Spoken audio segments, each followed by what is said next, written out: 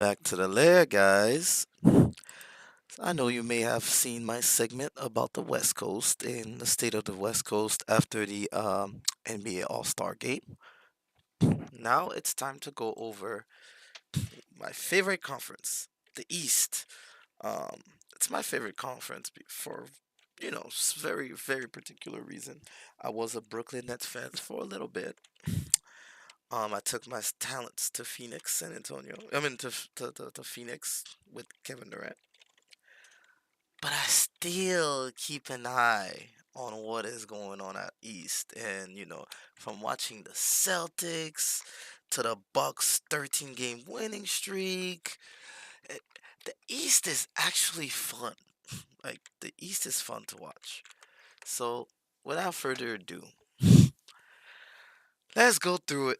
Let's actually go through my picks for the Eastern Conference. We're gonna start from the top. Actually, no, this time we'll do it in reverse. We'll go from the bottom. Detroit Pistons, 15 and 46. Um, they're doing terrible. The last 10 games, they're 2 and 8. They are clearly in the Victor Wembanyama sweepstakes. Um, as a French countryman, I I don't know if I want him over there. I think I'd rather have him in San Antonio with Pop. But the Pistons would be better than the Rockets, for example. I don't like what's going on over there in Houston. No development, no guidance. I think Detroit or San Antonio would be a better landing spot for him. Detroit has no playoff aspirations this year. I think they should keep tanking. I like Jaden Ivey. I like Killian Hayes. They're just not doing anything. They're not winning basketball games. On to the next, the Charlotte Hornets. The Hornets, man, they have had a roller coaster of a year. It's kind of disappointing because this is Lamelo's team. They've done better last year, and I was really looking forward to seeing Lamelo develop this year, take another step. Um, I really like Lamelo and Anthony Edwards, and I've always felt like Lamelo was slightly better. I'd have to admit that this season, Anthony Edwards has been much better than Lamelo Ball. Granted, Lamelo was out with injury for a very long time.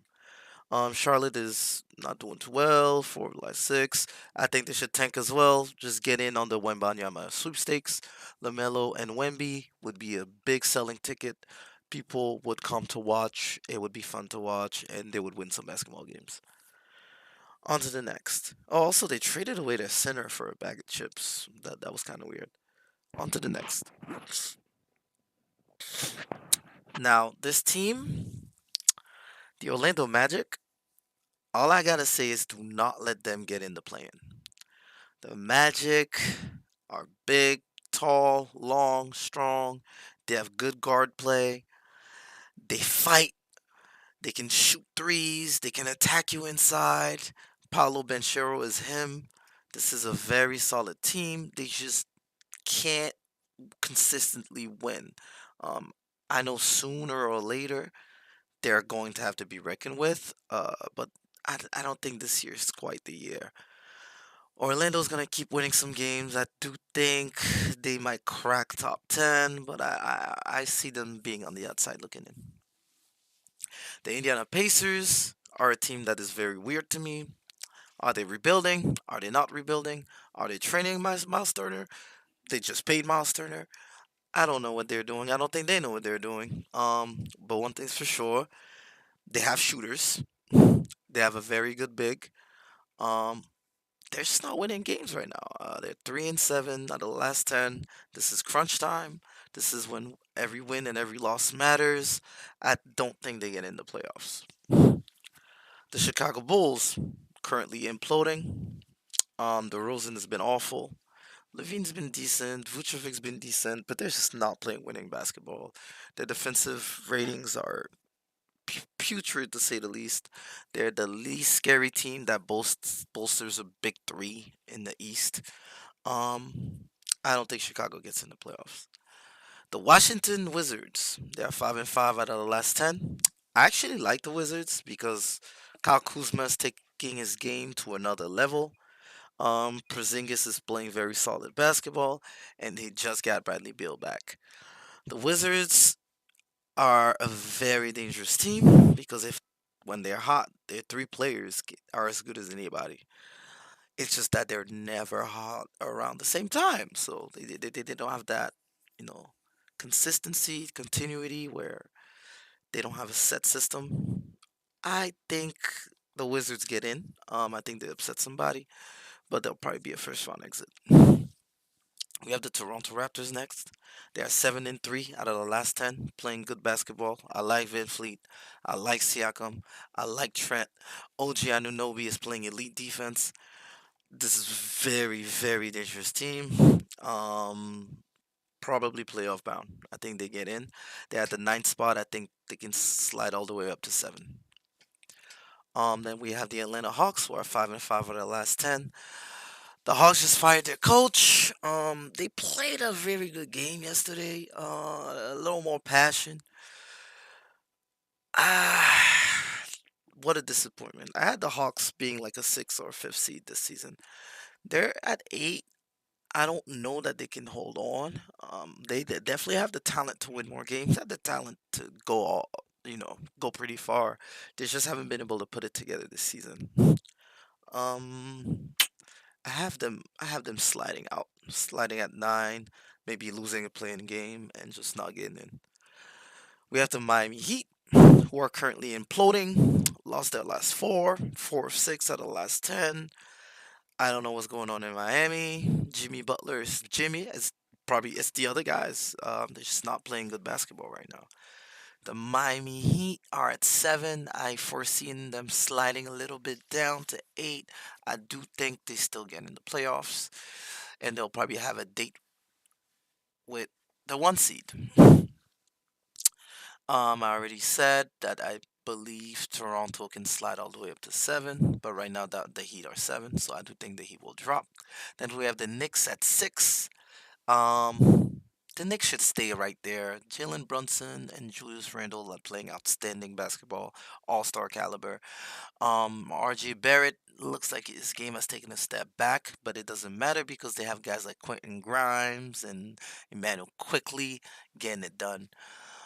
The Knicks are a good team.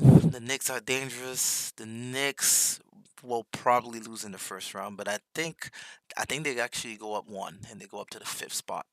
Then we have the Brooklyn Nets at the fifth spot. They're fourth, six out of the last 10. I think the Nets are going to slide all the way down to the play-in. Although they got a lot of great parts from that trade, they don't truly have a closer.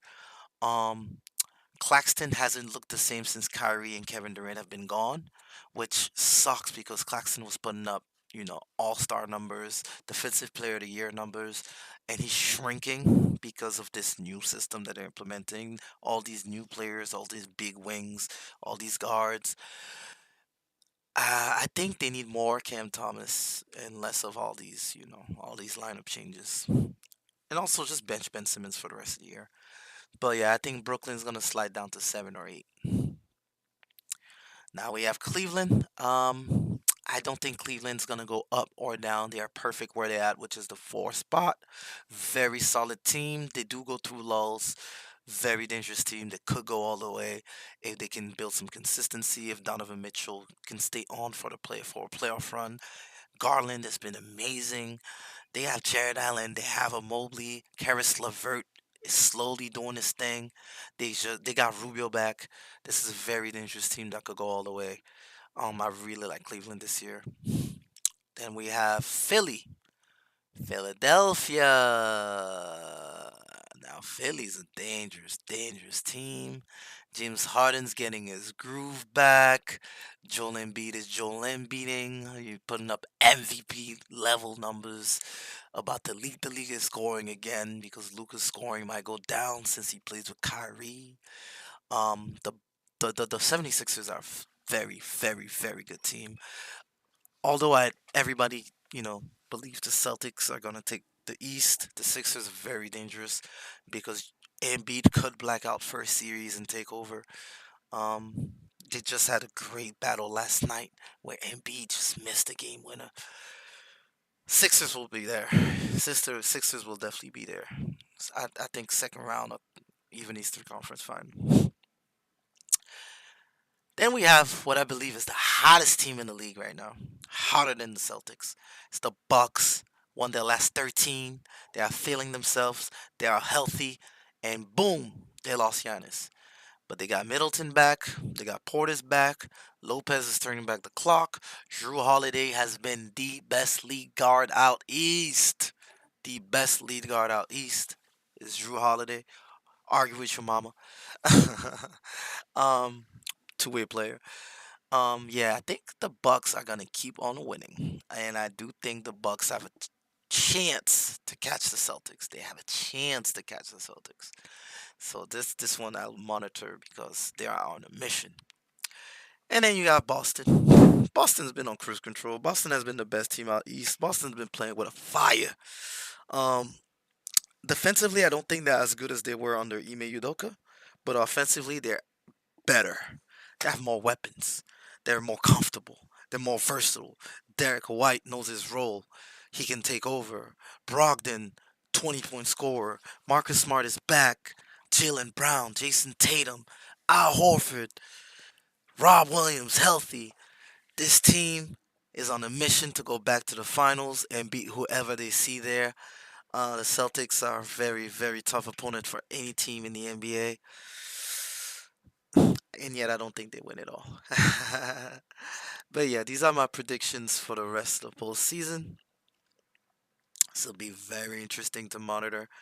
I'm not gonna call out the NBA Finals just yet, so stay tuned. Thanks for watching.